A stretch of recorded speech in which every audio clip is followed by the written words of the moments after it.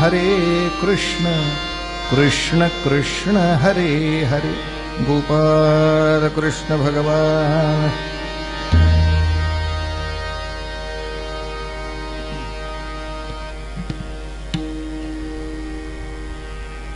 आग्र्याला जाऊन औरंगजेबाची गाठ घ्यावी,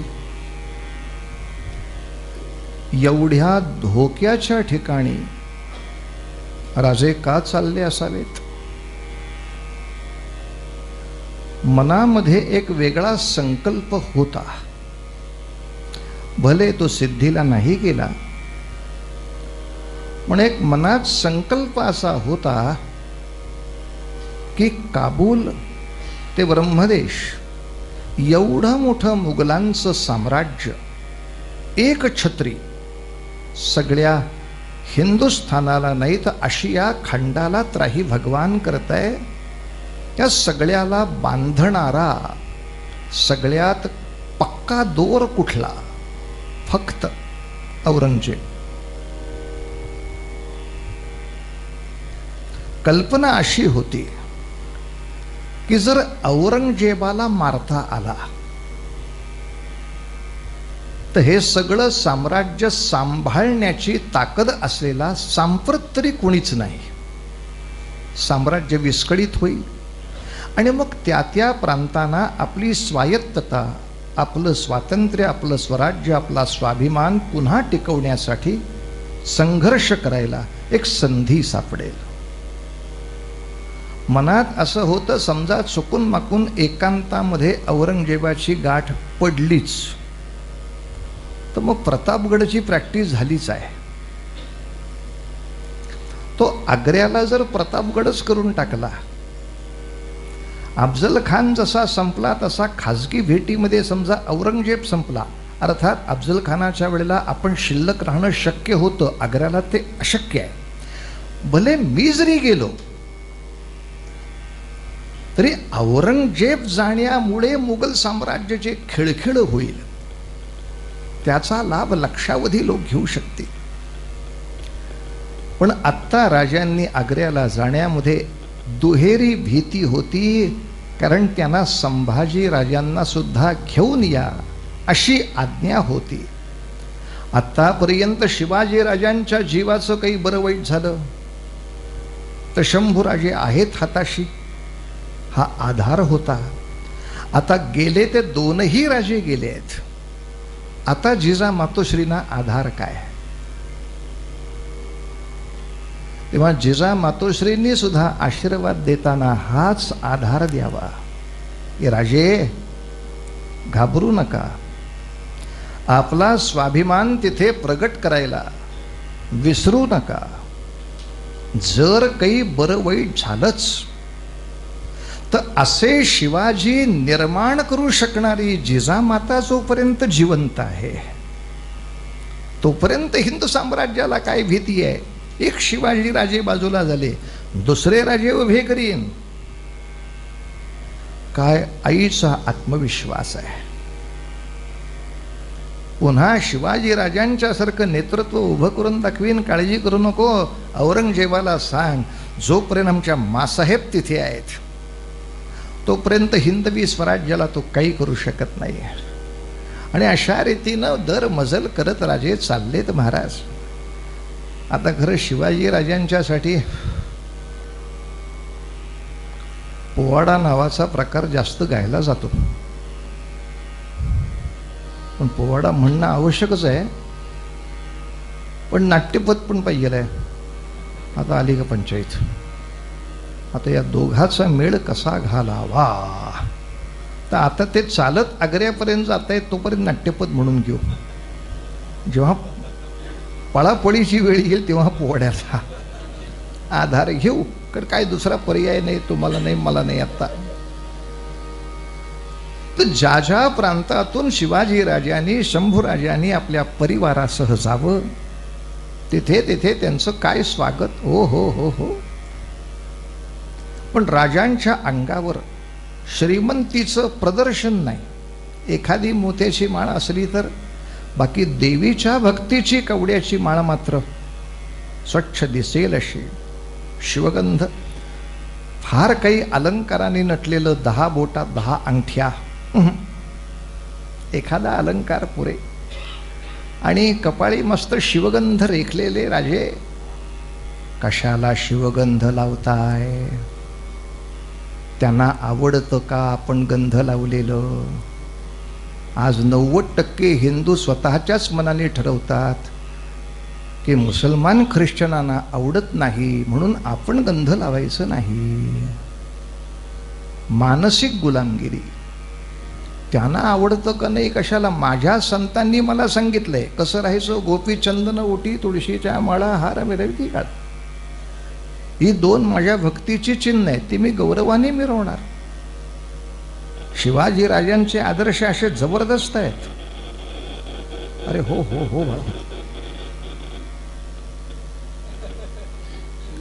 रागवतो अजून रागवतो. मला सुद्धा एकाने सांगितलं होतं, अमेरिकेला पहिल्यांदा गेलो तेव्हा म्हटले, वा तुम्ही जीनची पॅन्ट आणि टी शर्ट घालून जा म्हणजे अमेरिकेला. कशाला. पण मी कीर्तनाला चाललोय ना. Be a Roman when you are in Rome. काय म्हण काढली आहे. मी रोममध्ये असताना कसं रोमन माणसासारखं राहावं. हो का. येता का माझ्याबरोबर जरा. का. फेब्रुवारीत मी अंदमानला जाणार आहे. तिथे आदिवासी बिन कपड्याचे असतात, ते एकदा राहून दाखवता का. बघा आपलं गाढवासारखं काहीतरी मला सांगता येडच्या. अरे उलट मी धोतर झब्बा छानपैकी फेटा घालून एअरपोर्टवाल्यावर, तो विमानतळाचा अध्यक्ष बाहेर आला ऑफिसमधनं, तिथे येऊन नमस्कार करतोय. स्वामीजी का बिहार. आणि मेल्या तू राहा वेटिंग लिस्टमध्ये. त्यांना आदर आहे आपल्या वेशाचा, आम्हीच सोडायला बसलो. जेवढा यथाशक्ती आपल्या परंपरेचा सन्मान राखता येईल कुठेही. म्हणजे राजे पोर्तुगीजांना भेटायला गेले तरी वेश हाच. उगा आपलं कव्वालीला जायचं की त्यांची टोपी घालायची, क्रिसमसला जायचं की त्यांची टोपी घालायची. काय टोप्यांसाठी भाड्याने द्यायची गोष्ट आहे का आपलं डोकं. तुम्ही ख्रिसमस करा नाही तर कव्वाल्या करा. मी माझीच वारकऱ्याची टोपी घालून येणार आहे.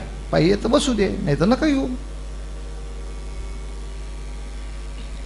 हा जो स्वाभिमानाचा विषय आहे हो, आपलं डोकं भाड्याने वापरण्यासाठी, दुसऱ्यासाठी नाही.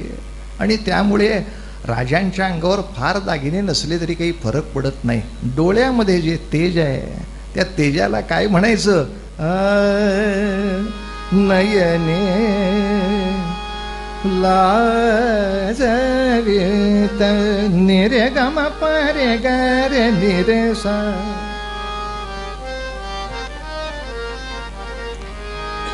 आता येईल ना कॉन्फिडन्स. निरेगम परे गरे निरेसा, याच्यातच जायचं आपल्याला. वा वा. मानापमान नाटकातलं पद. नयने लाजवीत नयने लाजवीत नयने लाजवीत बहुमोल रत्ना बहुमोल रत्ना. जणू धैर्य धर धरित, जणू धैर्य धर धरित धनदास धना नयने लाजवीत नयने लाजवीत नयने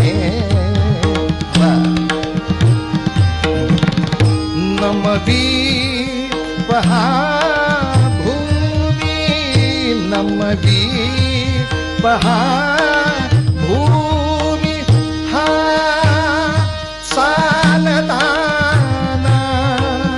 सुचवीत तिच तुची सुचवीत तिच तुची मज पुढे निर्धना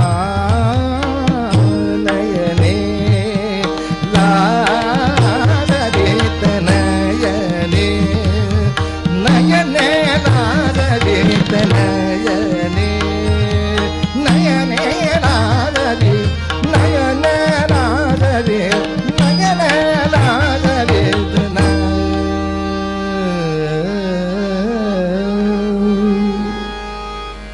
कोणाही वीर पुरुषाचं वर्णन आहे. डोळेच रत्नाला लाजवतात.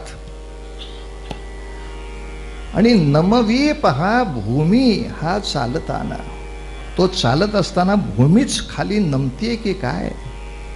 सुचवीत तिज, तो भूमीलाच सुचवतोय तू माझ्या पुढे निर्धन आहेस, असं धन तुझ्याकडं नाही आहे. आणि असे राजे आग्र्याला आल्यानंतर दरबारात मुद्दाम सगळ्या सरदारांच्या रांगांच्या मागच्या रांगेत राजांना उभं केलं. अर्थात प्रवेश जेव्हा केला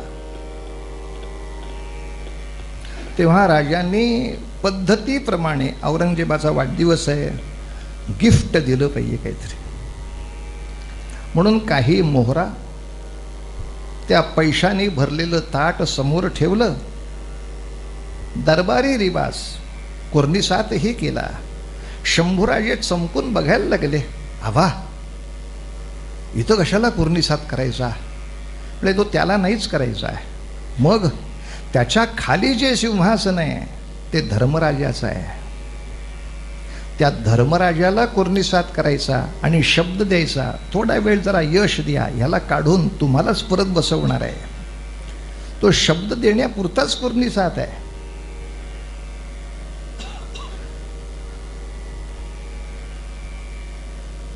आणि सरदारांच्या मागच्या रांगेला त्यानं उभं केलं राजाला, त्यानं उभं केलं राजाला, त्यानं उभं केलं राजाला. स्वागताचं नाही बोलला, स्वागताला नाही बोलला. मग कोप आला राजाला, मग कोप आला राजाला. कडाडून काय बोलला, दरबार अवघा दचकला. अपमान आमचा करण्याला का बोलावलं आम्हाला, अपमान आमचा करण्याला का बोलावलं आम्हाला.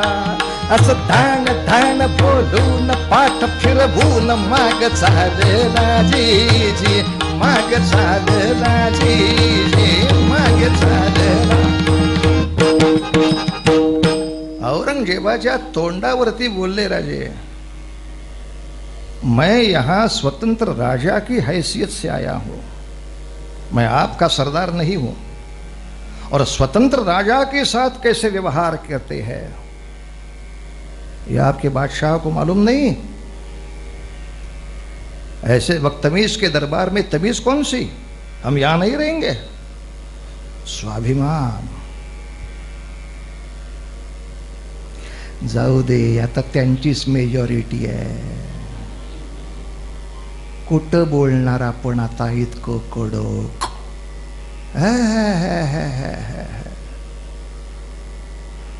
माझा अपमान जर इथे होणार असेल तर या दरबारात राहायची मला इच्छा नाही, गरज नाही. तुम्हाला माझ्या भेटीची गरज होती म्हणून मी इथपर्यंत आलो. माझा अपमान भयानक झालाय. रामसिंग, रामसिंग कोण, मिर्झा राजा जयसिंगांचा मुलगा, तो तिथं होता दरबारात. रामसिंग मुझे कटार दे दो. कशाला, मी आत्महत्या करायची इच्छा करतो. मग आत्महत्या करायला काय शेजारच्या कोणाकडे तलवार नव्हती, कट्यार कशाला मागताय. तिथं तो हेतू कळला पाहिजे. तलवारीनं लांबचा माणूस वेधता येत नाही. जर छोटी कट्यार हातात मिळाली असती, ते स्वतःला मारायच्या नावाखाली त्या सिंहासनावर त्याच क्षणाला फेकली असती, तो दिवस औरंगजेबाच्या पुण्यतिथीचा करता आला असता. पण रामसिंगाला तेवढी बुद्धी नाही. तो बिचारा पाठीवर ऐसे नाही करते, अरे काय गाधाड्या नाही करते, ऐसे ही करते, दादंबुर्दे म्हणले. पण तरी औरंगजेबाचा अपमान करून एखादा मनुष्य दरबारातून सुखरूप निघून जाऊ शकतो. औरंगजेब काही त्याला करू शकत नाही, एवढी ताकद दाखवून राजे आले. आणि मग मात्र निवासस्थानाला वेढला फुलाद खानाचा प्रचंड पहारा उभा केला. राजांनी बाहेर जायचं का यायचं याच्यावर फक्त निगराणी. बाकीचे कुणीही केव्हाही बाहेर जाऊ शकतात आणि केव्हाही आत येऊ शकतात. अटक फक्त राजांना, शंभू राजांना सुद्धा नाही. फुलाद खानाने आतमध्ये येऊन एवढंच सांगितलं, राजे तुमचं आम्हाला जेवढं सहकार्य मिळेल तेवढं चांगलं होईल. राजे म्हणले, मी तेच सांगतोय. आणि एके दिवशी सगळ्या आपल्या महाराष्ट्राने आलेल्या सैनिकांना समोर बसवून असे रागावले राजे. हिंदवी स्वराज्याच्या सगळ्या सुरक्षेसाठी माझी सुरक्षा करायला इथपर्यंत आलात, आता पडलोय तुरुंगात. कोणाच्या अंगात दम नाही मला तुरुंगातून सोडवण्यासारखा. जाऊ दे, इथंच मरणार आहे आता मी. आता बाहेर वा सगळे. हे लक्ष्मण, तुमच्यासाठी आलो आणि 10 लोका देखत यांचाच अपमान. बाहेर वा सगळे, एकाचा उपयोग नाही. मी झटक्यात पडलेला असतो ना. यासाठी एकमेकांच्या मनात एकमेकांची खात्री लागते. कितीही रागवले तरी हे काही राजाला सोडून जाण्यातले नव्हेत. एवढंच कारण त्यांना पुरेसं पडलं. त्यांनी लगेच औरंगजेबाला अर्ज केला, राजे असे आम्हाला बोलतात, असे बोलतात. कशाला राहायचं आम्ही इथं? चाललो आम्ही महाराष्ट्रात, जायचा परवाना द्या, म्हणजे व्हिसा. आग्र्याकडून महाराष्ट्राकडं जाण्याचे परवाना पत्र या सगळ्या लोकांनी भांडणाचं निमित्त काढून मिळवले. बरं, पूर्वीचं परवाना पत्र त्याच्यावर पिक्चर ID नाहीच. ज्याच्या हातात परवाना पत्र त्याला परवाना मिळालाय, जा महाराष्ट्राकडं, कोण चौकी अडवणार आहे? कितीही राग भांडणं झाली तरी काम शिवाजी राजांचंच होणार. आणखीन एक अर्ज पाठवला, म्हणले मला दानधर्म करायची इच्छा आहे. औरंगजेब म्हणला, करा. आता ज्याला आपल्या वडिलांवर संशय घेता येतो, भावांवर संशय घेता येतो, ज्याने मुत्सद्दीपणा दिल, हजारो आपल्या इतर मुत्सद्द्यांना संपवलं, त्याला हे समजू शकत नाही की हा डाव काय चाललाय. अट काय दिली राजांनी, रोज 13 पेटारे मिठाई देणार. द्या. 13 पेटारे मिठाईचे आधी तुरुंगात येतील, मग आम्ही संकल्प करू काय ते दानाचा, आणि नंतर ते त्या चौराहावर जाऊन साधूजनांना वाटप होईल. का दुकानातनं चौराहावर का नाही जाऊ शकत? ते आत जाऊन बाहेर कशाला यायला पाहिजेत? हे 13 पेटारे गुणिले प्रत्येकाचे 4 भोई, ज्यांची सगळी तोंड झाकलेली असतात, फक्त डोळे उघडे. शोलेमधले दरोडेखोर इथपासून सगळा दुपट्टा आहे भोयाला, फक्त डोळेच उघडे आहेत. असे 13 पेटाऱ्याचे भोई रोज आत येणार. शिवाजीराजे त्याच्यावरती उदक सोडणार. अरे कुठलंही शेमडं पोर संशय घेईल हा फालतूपणा चाललाय. याचा अर्थच असा की ही जी काही प्रक्रिया आहे ती औरंगजेबानं सेन्सॉर केलेली नाही, खालच्या वजीरांनी सेन्सॉर करून टाकली. म्हणून राजांच्या सुटकेनंतर हे सगळे वजीर सुद्धा कामावरनं काढलेत औरंगजेबाने. तर त्याला सगळ्यात मोठा राग आला की माझी ख्याती होती, मी लोकांना फोडू शकतो, शिवाजी राजा पहिला निघाला, ज्यांनी माझीच माणसं फोडली, आग्र्यात येऊन फोडली, पर पैसे देऊन तरी फोडावी, किती खोके. तर एकही खोके न देता सगळं ओके. काय माणूस आहे. माझ्याच दिवाणाला असं वाटतं की उद्याचा भारताचा राजा असल्या पितृद्रोही घातक्यापेक्षा पितृवंदना करणारा शिवाजी राजा असावा आणि त्याला मी वाचवावा, हे माझ्या मंत्रिमंडळाला वाटू शकतं. म्हणजे चारित्र्याने सुद्धा माणसं आपल्याकडे आणता येतात. फक्त पैशालाच माणसं बोलतात हा माझा भ्रम या माणसाने घालवला. शिवाजी राजाने चारित्र्याने माणसं सगळी बरोबर घेतली. आणि मग काय झालं महाराज. राधे राधे राधे राधे राधे गोविंदा राधे गोविंद वृंदावन चंद्रा अनाथ बंधू राधे राधे राधे गोविंदा राधे राधे राधे. निघण्याचा मुहूर्त गोकुळाष्टमीचा कालावधी. याच मुहूर्ताला का जायचं. गोकुळाष्टमीच्या निमित्तानं मथुरेमध्ये मेळा आहे. त्या मेळ्यात घुसलं की कोणाला काय कळतंय कोण कुठला आहे. इंग्रजी दिनांकाप्रमाणे 18 ऑगस्ट 1666 या दिवशी दुपारी पेटारे आले. त्याच्या आधी जवळजवळ 12 दिवस रोज पेटारे येत होते जात होते. त्या पेटाऱ्यातलं थोडं थोडं पहाऱ्यावरची माणसं पण खात होती. तेव्हापासून कष्टम थोडं खाणार, त्याला पर्याय नव्हता. तेही खात होते. भोई आत येत आहेत, भोई बाहेर जात आहेत. हळूहळू त्या भोयांचं चेकिंगही बंद झालं होतं. आत्तापर्यंत आपली समजूत अशी होती की राजे पेटाऱ्यात बसून गेले, पण आता ती समजूत मागे पडली आहे. नवीन संशोधन असं उभं राहिलं आहे की राजे भोयाच्या वेशामध्ये निसटले. शंभूराजांना सुद्धा पेटाऱ्यात घालायची गरजच नव्हती, कारण ते अटकेत नव्हतेच. मी फिरायला जातो या नावाखाली ते कसेही जाऊ शकतात. त्यांनी फक्त आग्र्याच्या वेशीवर भेटायचं आहे. बाकीचे कर्मचारी ते केव्हाही जाऊ शकतात. यातला एक भोई कर्मचारी होतो. राजे भोई होतात, राजे निसटतात आणि तो कर्मचारी इतर लोकांच्या बरोबर थोड्या वेळाने निघतो. काय गंमत असेल नाही. 18 ऑगस्टच्या संध्याकाळी त्या पलंगावर झोपवले हिरोजी फर्जन. अर्थात त्या क्षणाला जर औरंगजेबाचं चेकिंग आलं असतं आणि हा खोटा शिवाजी हे जर कळलं असतं तर मुंडी छाटून मृत्यू नाही. औरंगजेबाची पद्धत आहे, काकडीची कोशिंबीर करताना कशी सालं सोलतात तसं चांबडी सोलून मारला असता एकेकाला. पण एवढी चांबडी सोलून आपल्याला मारलं जाईल हे माहीत असताना सावत्र भाऊ तिथे झोपला होता. थोड्या वेळाने पहारे ढिले झाले म्हटल्यावर तशाच आकाराच्या गाद्या गिरद्या वर पांघरून टाकून हे सगळे बाहेर पडले आणि जाताना सांगून गेले, राजाजी की तबीयत बहुत खराब है, उनको तकलीफ मत देना. गेलेच सगळे.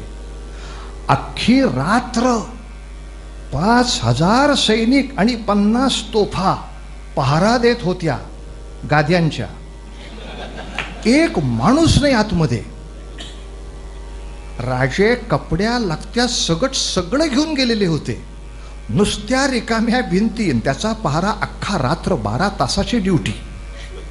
आणि सकाळी फुलात खान जेव्हा आत आला, राजाजी आप ठीक तो हो. आणि धक्का जो दिला तो लोड गडगडत पलीकडं गेला. तो तिकडं लोड गेला. फुलात खानावर केवढा लोड आला असेल आता आपण कल्पना करू शकता. औरंगजेबापर्यंत बातमी पोचली. म्हटली सगळ्या बाजूनी आग्रा वेढला. तोपर्यंत राजे मथुरेकडे गेले होते. पण मुद्दाम सांगतो, आग्र्यातून बाकीचं बरंचसं सामान घेऊन जाण्यासाठी 3-4 जण मागे राहिले. त्यात हिरोजी पण राहिला होता. रघुनाथ पंत राहिले, त्र्यंबक पंत कोरडे राहिले. ही 3 ते 4 माणसं औरंगजेबाच्या हातात सापडली आता कल्पना करा शिवाजी राजांचा पत्ता सांगण्यासाठी यांचे काय हाल त्यानं केले असतील. आपण त्या कस्टडीतल्या हालांचं चिंतनच करू शकत नाही. पण एवढे हाल करून सुद्धा तोंडातून शब्द निघाला नाही. शेवटी बहुतेक यांना काहीच माहीत नाही असं लक्षात घेऊन चौघांना सोडलं. नाही तर मला सांगा, हे कष्ट, या यातना, हा त्रास थांबवण्यासाठी राजे कोणत्या दिशेनं गेले सांगायला किती वेळ लागला असता. पण रक्तात काय मुरलं पाहिजे? लक्ष्मण. रक्तातला मुरलेला लक्ष्मण. मला कितीही त्रास होऊ दे, चांबडी सोला, राखेचे टोबरे द्या, चातकाचे फटके मारा, सगळं आयुष्य उद्ध्वस्त होऊ द्या, राम सुरक्षित पोचला पाहिजे. रामाच्या कार्याच्या आड नाही नाही नाही म्हणजे नाही. पण एवढ्या सगळ्या बुद्धिमत्तेनं महाराजांनी काम केलं. आज महाराष्ट्राचंच दुर्दैव असं आहे की महाराष्ट्राच्या इतिहासाच्या पुस्तकात ते पेटारे, ते भोई होणं, ते चकमा देणं, यातलं काहीही न लिहिता एवढंच लिहिलं आहे, शिवाजीराजे शिताफीनं निसटले. आणि आपण जर 8वीच्या मुलाला विचारलं शिताफीनं म्हणजे काय रे, माहीत नाही, इथं एवढंच लिहिलं आहे. म्हणजे अशा रीतीनं औरंगजेबाची झालेली फजिती आमच्याच लोकांना जास्त झोंबते. आणि म्हणून शाहिस्ते खानाच्या सेनेला त्या बैलांच्या मागे पळायला सगळं काढून टाकलं. शिवाजी राजांच्या बुद्धिमत्तेनं ज्या ज्या ठिकाणी त्या त्या बादशहांची फजिती झाली सगळी काढून टाकली. आणि सेक्युलर शिवाजी तो आमच्या डोक्यावर थोपवायचा भयानक प्रकार सगळ्या बाजूनी चालू आहे. पण असो, रावण 10 तोंडाचाच राहणार. तो 10 तोंडांनी त्याचं काम करत राहणार. विषय मारुती, लक्ष्मण, जटायू, नारद, अगस्ती ही सगळी मिळून तोंड जर घेतली तर ही 100 तोंड आहेत ना. 100 तोंडांनी 10 तोंडाची भीती का बाळगावी? 100 तोंडांनी जर हे 100 मुखी असं शतकोटी रामायण आणि त्या रामायणातल्या सगळ्या सद्गुणांसह या नीतिमूल्याचं रूपण आपापल्या रक्तात झालं, काय होऊ शकत नाही. माणसं नेहमी त्याचे 10 बघतात आणि माझं एकच बघतात असं नाही आहे. आपल्या सगळ्यांची मिळून म्हटली तर 500 तोंड आहेत. 10 तोंडाचा रावण कसाही संपवता येतो. एक चान्स होता आग्र्याला. जर औरंगजेबाशी हातमिळवणी केली असती, अपमान करू, जाऊ दे, झालं गेलं, विसरून जाऊ, हम तुम्हारे दोस्त तुम हमारे दोस्त. का? त्या काळातल्या महाराष्ट्रापेक्षा 1000 पटीनं श्रीमंत उत्तर हिंदुस्थान होता. आग्रा नुसता नटवण्यासाठी 26,000 गाड्या भरून त्यांनी दागिने आणले होते. दिल्ली त्याच्यापेक्षा श्रीमंत होती. मग एवढ्या सगळ्या श्रीमंत हवेल्यांमध्ये इतक्या सन्मानाने संकटमुक्त राहता येईल, राहूया का? अपि स्वर्णमयी लंका नमे लक्ष्मण रोचते. कशी का असेना, जननी जन्मभूमिश्च स्वर्गादपि गरीयसी. या न्यायाने स्वर्गसुख जिथे आहे तिथे मी जाणार नाही, माझ्या भूमीत मी स्वर्गसुख निर्माण करून दाखवीन. ही प्रतिज्ञा करून राजे परत आले. महाराज, आता आपल्या गाण्यापर्यंत आपण आलो की या गाण्यापर्यंत यायचं होतं. नवी नक्षत्रे बहुत एक परी प्यारा, मज भरत भूमीचा तारा. प्रासाद इथे भव्य परी मज भारी, आईची झोपडी प्यारी. तिज वीण नको राज्य मज प्रियसाचा, वनवास तिच्या जरी वनिसा. भुलविणे व्यर्थ हे आता, बहु जीवलग गमते चित्ता, तुझ सरित पतेची सरिता. सावरकरांनी जी हीच प्रार्थना केली आहे की भारतापेक्षा इंग्लंड खूप श्रीमंत होतं, इथे प्रासाद मोठे असतील पण मला झोपडी आवडेल, त्याच्यात आई असली पाहिजे. आईच्या झोपडीकडे जाईन यासाठीचं असतं ते शेवटचं गीत. सागरा प्राण तळमळला, टेबल इकडे टीपॉय तिकडे.